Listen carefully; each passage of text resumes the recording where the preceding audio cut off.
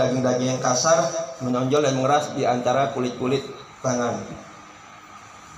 Sahabat Sa'ad sangat tersipu malu begitu Rasulullah menjabat tangannya, dan Rasulullah pun sangat terenyuh begitu berhasil menjabat tangan sahabat Sa'ad, dan dia pun hendak mencium tangan sahabat Sa'ad. Dengan tiba-tiba sahabat Sa'ad pun hendak menarik tangannya, terus dengan sambil berkata dia merasa malu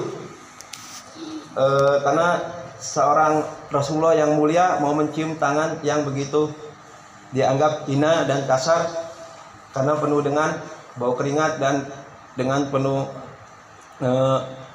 kapalan-kapalan yang kasar di telapak tangannya. Hingga Rasulullah pun berkata, biarlah sahabat Sa'ad, karena dengan tangan inilah akan membawa atau membimbingmu ke surga. Ujar Rasulullah sambil tersenyum. Saat menangis terseduh begitu mendengar ucapan Rasulullah. Dia tidak menyangka dengan tangan yang hina ini akan membawanya menuju jannah atau surganya Allah SWT. Karena dengan tangannya inilah dia mencari suatu rezeki yang halal dan berkah untuk anak-anaknya, menafkahi anak-anaknya sekeluarga. Dari pagi hingga malam tiap hari ia lakoni, ia kerjakan tanpa kenal lelah, tanpa kenal waktu, di bawah keringat, di bawah terik matahari yang panas, dengan kondisi yang lusuh, tapi dia tekuni dengan ikhlas karena dia berpendapat bahwa pekerjaan itu adalah sebagian dari ibadah untuk diri dan untuk keluarganya. Dan apalah dia pun berpendapat, maka dengan tangan-tangan inilah kelak dia akan membimbing keluarganya, anak-anaknya menuju ke jalan Allah, yaitu dengan taat, dengan tekun menafkahi keluarganya dengan rezeki yang halal tanpa harus berkeluh kesah, mengemis atau meminta-minta, karena dia anggap pekerjaan mengemis dan minta itulah suatu pekerjaan yang dianggap hina di sisi Allah SWT, karena tangan di atas lebih baik dari tangan di bawah. Apalah artinya uang yang berlimpah ataupun kendaraan mewah kalau itu hasilnya dari korupsi ataupun dari hal-hal yang tidak diridhoin atau diberkahi oleh Allah SWT.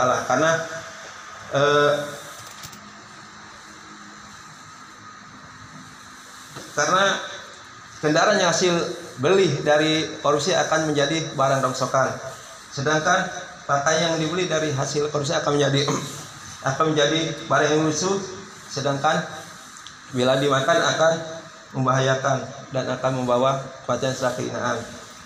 Mungkin apabila kita ambil kesimpulan dari kisah ini, dari kisah sahabat Sa'ad bin Khudri, sahabat Rasulullah, kita bekerja hendaklah selalu ikhlas hati, berbesar hati, karena inilah pekerjaan kita, inilah rezeki kita, inilah yang Allah kasih buat kita, buat anak-anak kita, buat anak keturunan kita, untuk keluarga kita. Dengan tangan-tangan kita inilah insya Allah dengan rezeki yang kita dapat dengan halal akan membawa kita, menuju kita ke jalan surga. Dan terus kita juga akan terkenang apabila kita melihat tangan-tangan ayah kita, ibu kita yang selama ini tanpa kita sadari, kalau kita renungin dan akan kita resapi bahwa tangan-tangan inilah yang telah membimbing kita dari bayi sampai saat ini kita menjadi orang, baik itu orang-orang besar lah katakanlah, ataupun apa sampai saat ini kita menjadi seperti ini, itu adalah dari salah satu jerih payah orang tua ibu kita mendidik kita untuk kita menjadi orang yang berguna dan berbakti kepada orang tua dan bertakwa kepada Allah SWT. Semoga apa yang sahabat Sa'ad ini lakukan akan menjadi inspirasi kita semua untuk